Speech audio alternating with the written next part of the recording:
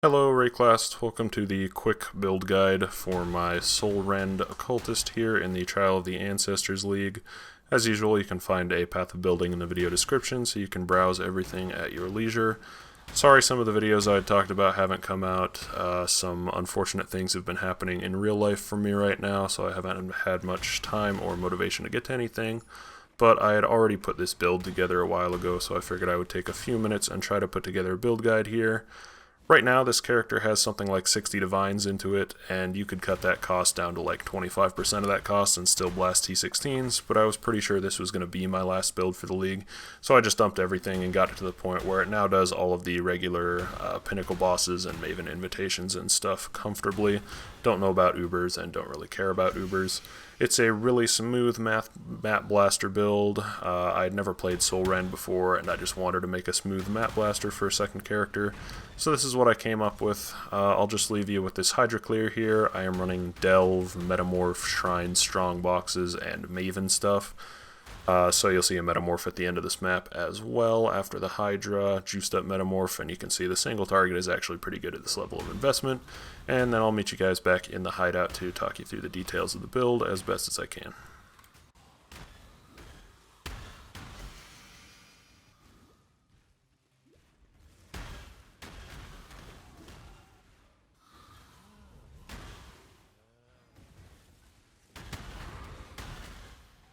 Quickly, Nico, quickly. They're waiting.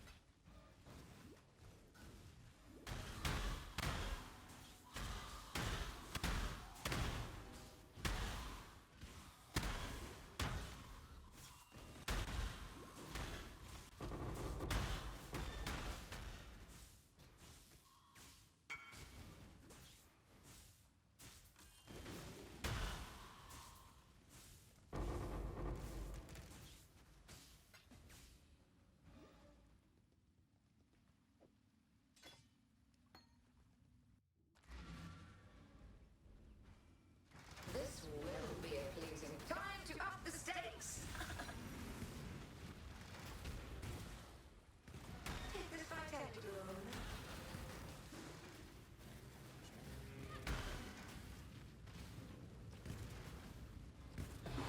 A flash of pleasure.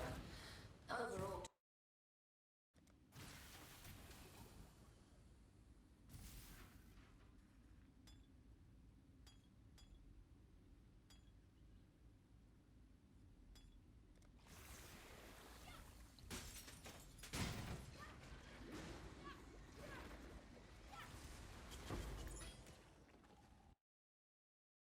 Alright, welcome to my hideout here. I will go through all of the details of this character as quickly and clearly as I can here.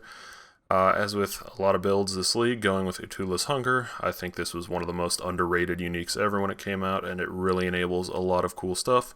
So we're going with that, and I have a +2 Duration Gems Corrupt to work with my Soulrend.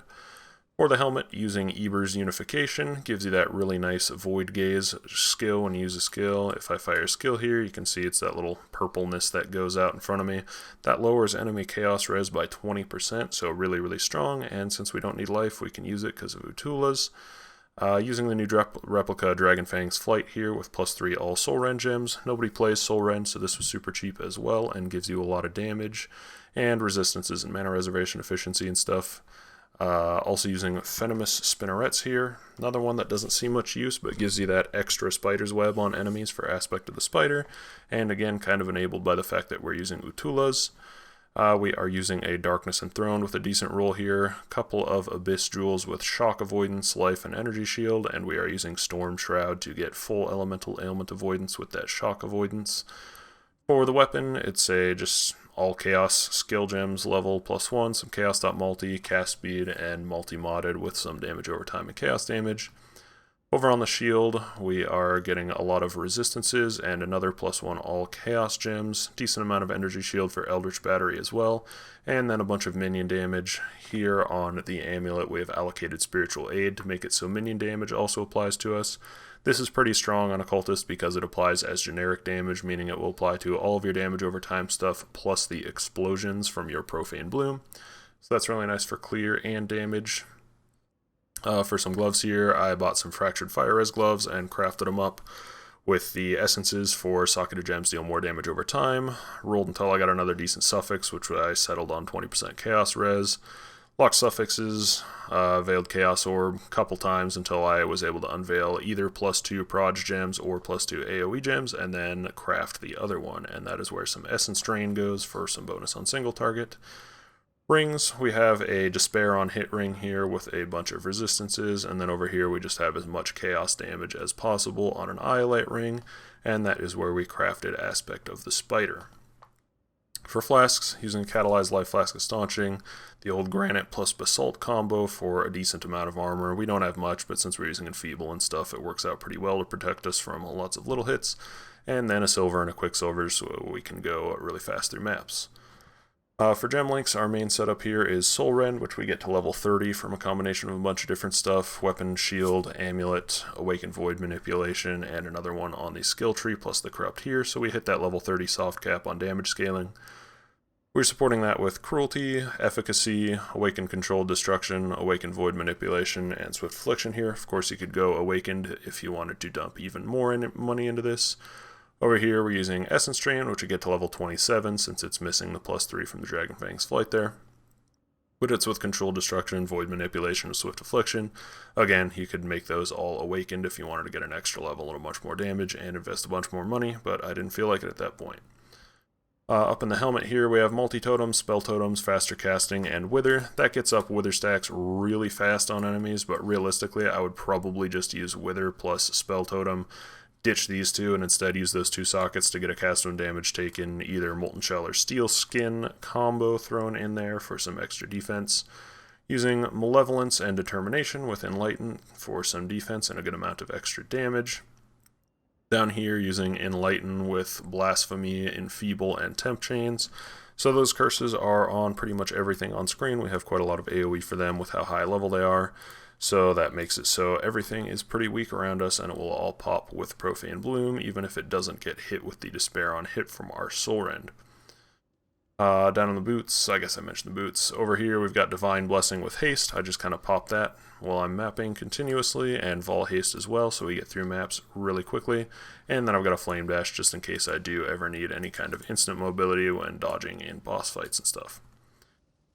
Over on the passive tree, we are of course a Witch, and we're an Occultist. Go through the Ascendancy here, we're of course taking all of the Chaos stuff, and then we're taking Profane Bloom and Unholy Authority for an extra curse. We are running 3 curses between our Despair on hit and our 2 Blasphemy curses. I am embracing the Supreme Ostentation meta here from Elegant Hubris with Caspro to make it so you can ignore all attribute requirements. To get the damage to a decent level, I path to, I'm pretty sure, every single dot multi and chaos dot multi wheel on the tree over here, which normally would totally screw you on life because you have to kind of stretch yourself pretty thin and you wouldn't get a very good life pool. But thanks to Supreme Ostentation, I just tattooed literally every single one of my small attribute passives with 2% life from Honored Tattoo of the Oak. So we're able to get a really nice life pool in combination with Utula's Hunger, despite the fact that we weren't able to pick up much regular life nodes on the tree. As I mentioned, grab all of the dot multi stuff down over to here, as well as Charisma for some mana reservation efficiency, more aura reservation efficiency, and effect stuff up here. For the Elegant Hubris here, you want to look for minion damage and spell damage on these nodes through here. Get as much minion damage as possible, because again, that's generic, so it will also apply to Profane Boom Plops. So we've got 80 minion damage there, 80, 80, and then spell damage here. So those all work out to an average of 2 points apiece, so that's 40% damage per point for 8 points, which is really, really strong. And then we can still grab the Mana Mastery, even though the regular nodes have been changed by the Timeless Jewel. So that gives us some more mana reservation efficiency. Heading over here, I'm using a Cluster Jewel setup and of course Eldritch Battery. This is another place you could cut a lot of cost from the build in addition to Awakened Gems, is just get cheaper Cluster Jewels. These ones with Flow of Life plus Wicked Paul are like mad expensive for some reason, and you definitely don't need the Flow of Life extra life there, so just get some other damage one and you'll still have a decent life pool. The big one here is Unwaveringly Evil, Wicked Paul, and Unholy Grace. And over here I'm just capping out Chaos Res and getting that Malevolence efficiency with Mortifying Aspect. Of course, we've got our extra curse from Whispers of Doom here, all the rest of our chaos damage stuff, And then finally down here we did work over to this big intelligence tattoo so that we can tattoo it for +1 all int skill gems for some more extra damage on our Soulrend and our Essence Drain. That pretty much does it for the passive tree. Browse that in Path of Building at your leisure to figure out all the stuff. Pantheons I haven't really done much with. Realistically, you might want to go over here and get the upgraded on that for the reduced effective curses on you, and then I have reduced effective curses on a flask. That would make you almost unaffected by curses, which is pretty strong in general, but I'm just kind of using whatever here. I don't know, I wasn't paying too much attention at this point of the character, but you can see basically how it works. I think that pretty well covers everything. Obviously I use GMP instead of Swift Affliction for clearing. Gets really nice clear. You just kind of fire a bunch of Soulrends and then run along with them for several screens and everything will pop because of Profane Bloom. Build has decent single target at this level of investment. I will leave you with 80 quantity Twisted Invitation at the end of this, as well as an Uber Elder fight, so you can see what that looks like. Thank you guys for watching. Maybe there will be some more content this league. I'm just really not sure with the things that are going on in real life right now, but hopefully I'll find some more time to do something like that. I appreciate the support. Leave a like, leave a comment if you would, and I'll hopefully see you guys in a while.